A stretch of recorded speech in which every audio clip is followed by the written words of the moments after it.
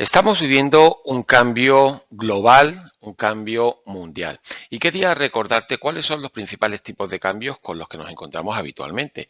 Tenemos los cambios que son negociados, que son aquellos tipos de cambios en los que nosotros podemos negociar, tenemos cierto margen para poder negociar y tenemos ciertas posibilidades para poder con la otra parte pues eso, ponernos de acuerdo y llegar a un punto de equilibrio donde podamos entendernos y podamos cubrir nuestras necesidades, ¿no?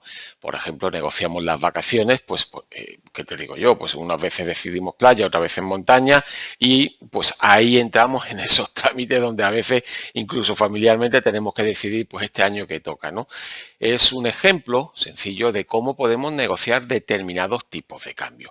Sin embargo, hay otros cambios que vienen impuestos. Los cambios impuestos son aquellos que son consecuencia de un cambio normativo, de un cambio de la ley o, por ejemplo, como en este caso, debido a una pandemia como la que estamos viviendo. Es un cambio al que no de ninguna manera hemos podido negociar, sino que nos hemos visto obligados a adaptarnos.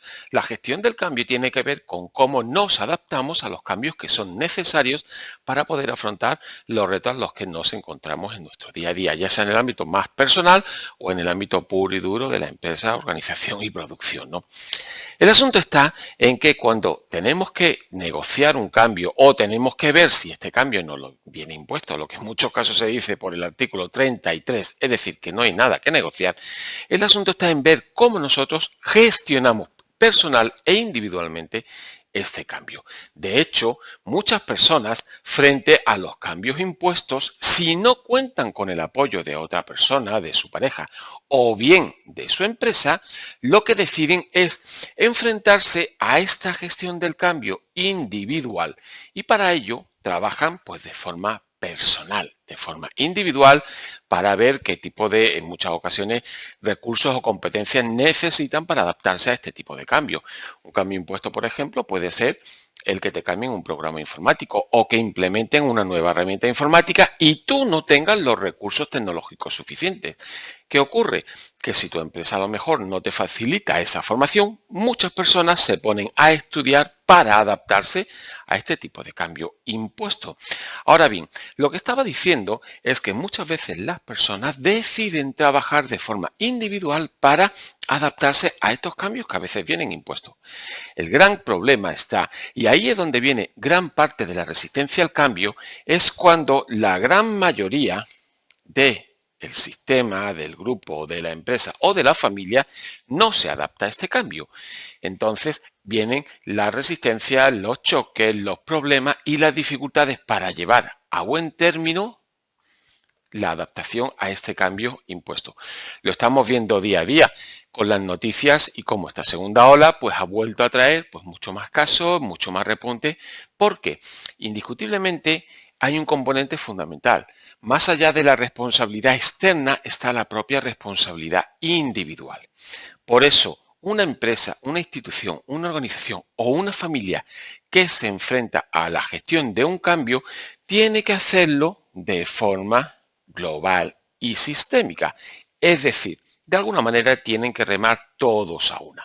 Porque el verdadero crimen está en mandar a una persona que ha cambiado, una persona que ha trabajado por adaptarse al cambio, mandarlo a una organización que se resiste a cambiar. Y en ocasiones eso es lo que pasa, que nos imponen un cambio. Pongamos, por ejemplo, un programa informático, muchas personas se adaptan, pero una masa importante de personas se resisten a este cambio. Con lo cual, ¿qué puede terminar ocurriendo? Y ocurre, pues que el cambio, aunque sea impuesto y obligado, o bien no se lleva a término, o se lleva a término con un gran número de dificultades, un gran número de problemas y a un coste mucho más elevado. Porque lo que a lo mejor queríamos hacer en un mes, pues resulta que a lo mejor se va a 6 meses. Por eso, para enfrentarnos a cualquier proyecto, a cualquier cambio que queramos hacer, es importante poner un buen caldo de cultivo. Es importante contar para qué se va a hacer el cambio, las necesidades que tenemos, preguntarle a los actores que van a participar también en ese cambio qué tipo de necesidades pueden tener. Todo eso va a favorecer y va a incrementar el ratio de aceptación del cambio y que dicho cambio se produzca de una manera mucho más rápida, eficaz y eficiente.